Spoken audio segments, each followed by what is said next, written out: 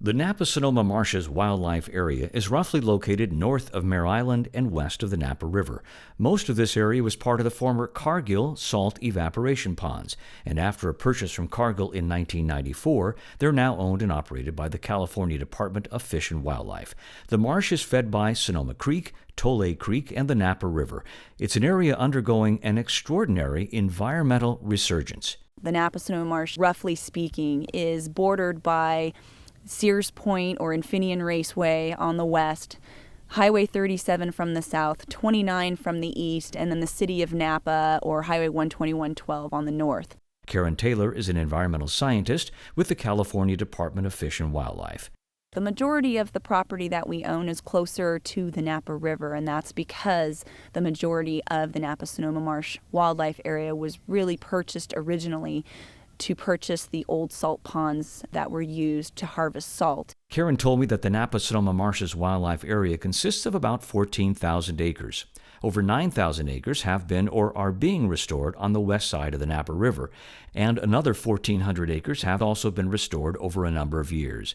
I asked Karen to describe what the area looked like historically. Before 1900s, it was marsh, and just after the 1900s, a lot of the areas were levied off and diked off to create additional agricultural land. In about the 1960s, 1970s, it ended up transitioning to solar salt production, which a majority of the Napa-Sonoma Marshes wildlife area actually is purchase of the salt ponds.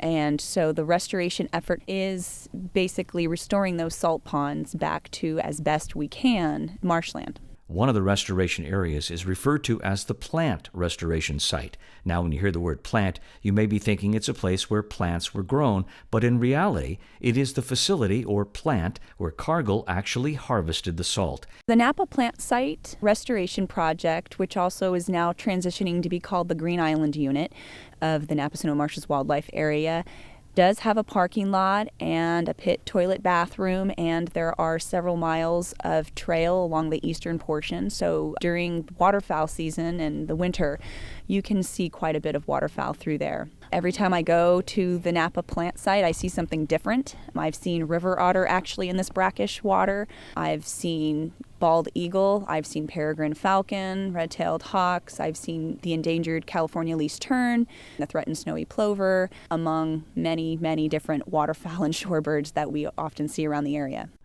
Karen says part of the restoration's objective was to ensure that there would be a variety of habitats for a variety of species. But she underscores restoration is an ongoing process. Really, ultimately, restoration is never complete.